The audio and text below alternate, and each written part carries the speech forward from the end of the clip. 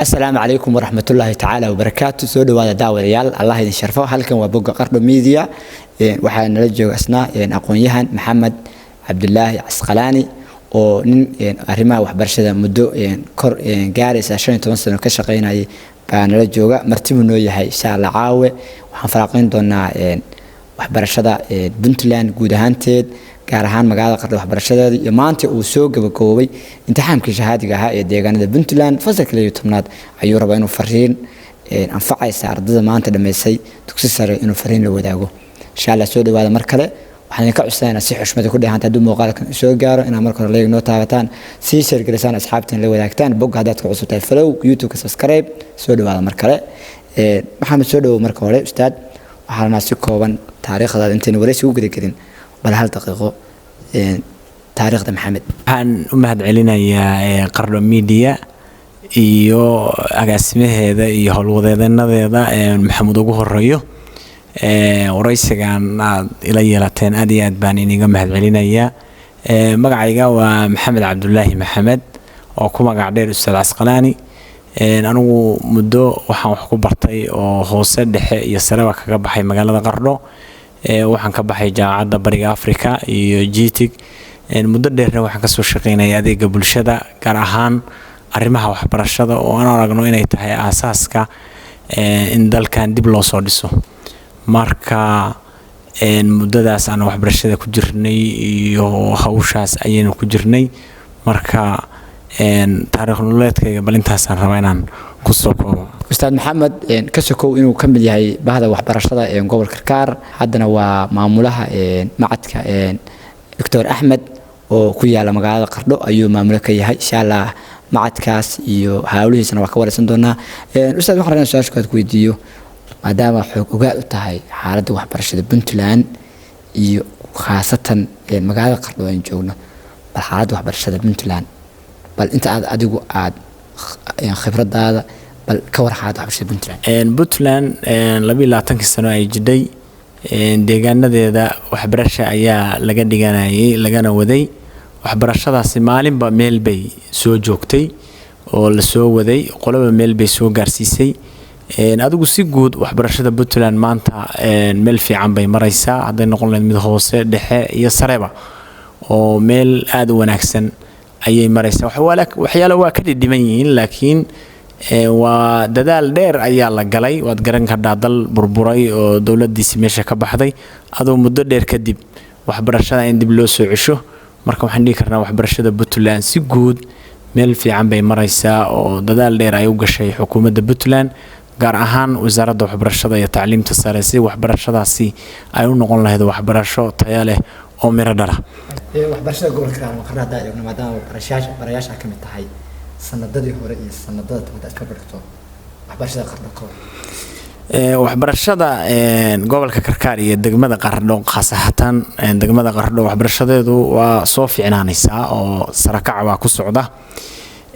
waxbarashadu hadda waxay iska rabtaa tayayn iyo in tayadeeda la hubiyo oo la xaqiijiyo oo waa shaqo ballaaran weeye laakiin waxbarashada magaalada Qardho waa ay fiican tahay meel fiican bay maraysaa waxyaalo ka dhidhiman waa jiraan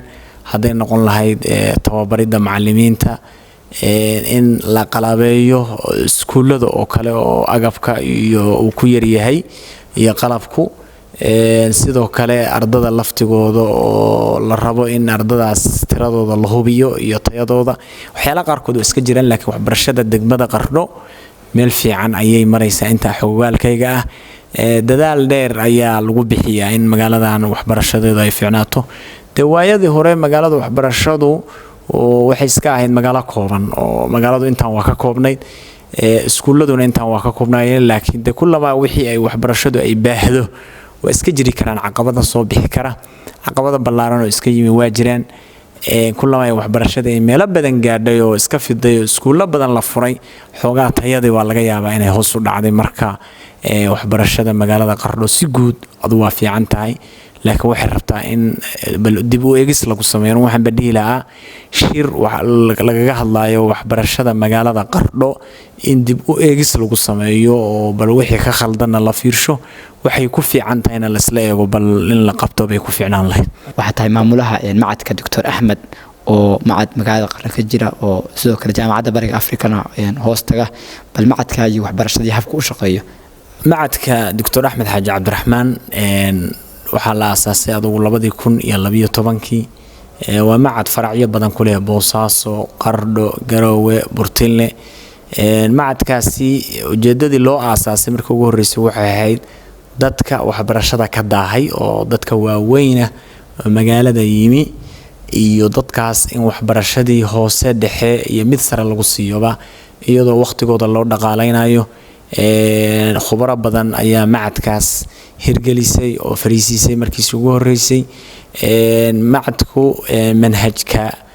iyo nidaamka wuxuu kala mid yahay iskuulada oo wasaaradda waxbarashada ayuu hoos tagaa. maamul ahaanna maamulkiisa iyo nidaamkiisana wuxuu hoos tagaa jaamacadda Bariga Afrika heshiiska sidaas ahaa.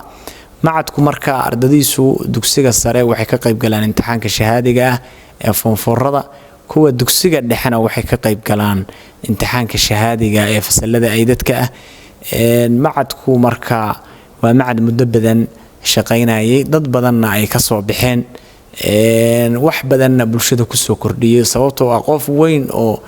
ama 30 jiray ama 25 jiray oo baadiye ka yimi oo jeclaysta inuu wax barto oo aan fasalkii koowaad ka fariisan karin oo ciyaal yar yar aan dugsiga la fariisan karin markii waxbarasho la siiyay oo waxbarasho hadii kale isku dhafan weey oo mesela sanadkii laba fasal isku dhiganayo oo uu saa u wadanayo si kooban iska jiri ka dhacqabada xagga manhajka ay marmarka qabsata macadka iyo waajida laakiin macadka ujeedadiisu macadku waa kala duwan yahay. mesela Boosaaso nidaamka xilliyada la kala shaqeeyo anagu halkan Qardho macadku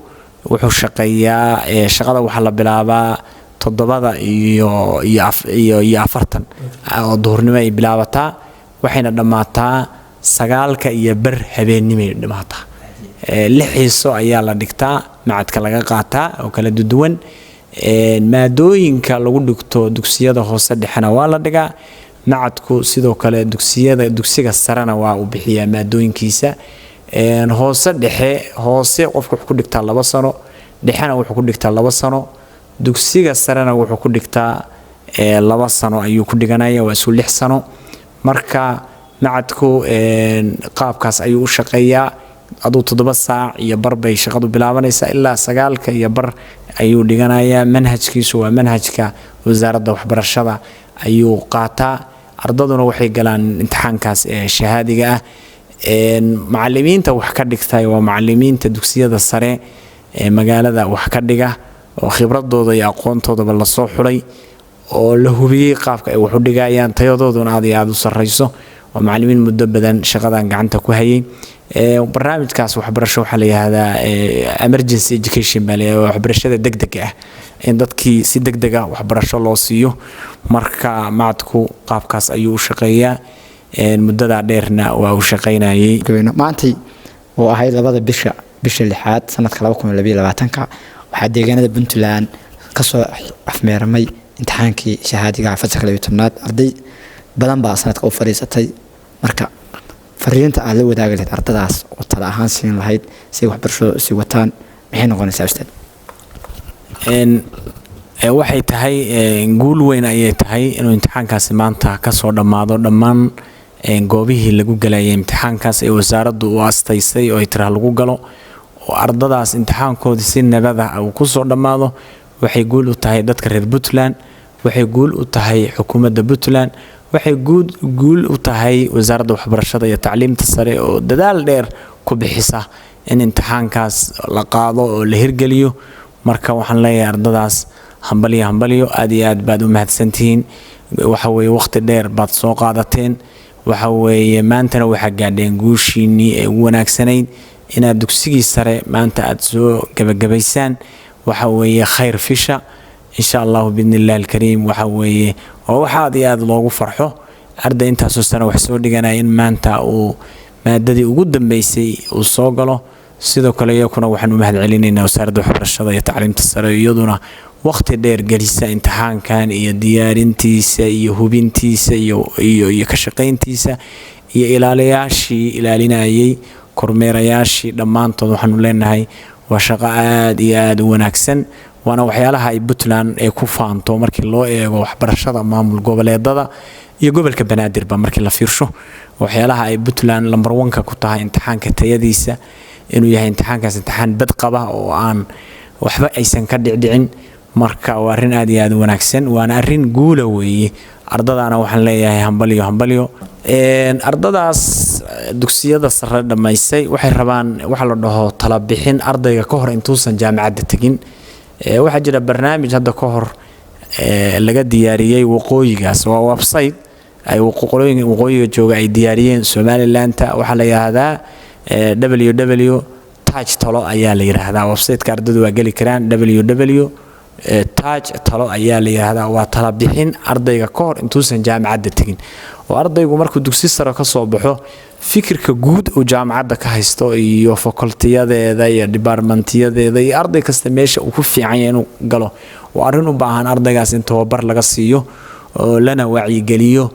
oo la siiyo tan labaad waxaan ardada rabaa inaan fariin halkan uga diro ardadu waa inay dalkooda aamintaa oo digriga koowaad ba ay dalkooda ku dhigataa ardaygu waxa fiican digriga inuu dalka isaga dhigto adigu master iyo wixii ka sareeyaba oo dibadda u aado sababtoo ah dibadda dhaqaale badan baa ku baxa waalidkii duruufo badan baa iska jira marka ardayga inuu dalka joogo oo dalka ka shaqeeyo oo balaqoontiisii dib ugu celiyo ayaan rajaynaynaa oo ardadu sidaas aaminaan waxa weeye tala bixintaasna ay dadka badan oo aqoon-yahanka ah ay la tashadaan tababaro badan la bixiyo oo ardada tala bixin la siiyo loo qabto workshop iyo seminaaro iyo iskuulada iyo dhammaan maamulayaasha barnaamijka u qabtaan daawadayaal intaas ayaan ku soo gabagabeynaa wareysiga aan la yeelanay aqoon-yahan maamule Maxamed Cabdulaahi Casqalaani oo kamid ah barayaasha waxbarashada deegaanada Puntland khaasatan magaalada Qardho isagoo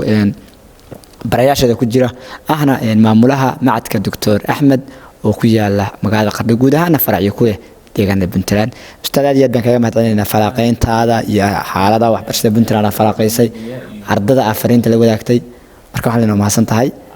mar kale daawad hadii aad halkan nala soo gaadhay wareysiga muuqaalkan like noo saa sii share garay muuqaalkan waa asxaabta la wadaag soo ardada Puntland fariinta ku socota oo macalinku la wadaag ay sii gaadho commentiga waa aragtidiina bogga follow YouTube subscribe isma dhaafno waxaan sidoo kale mahadcelinayaa cameramanka muuqaalada iga duuba Cabdi Madalib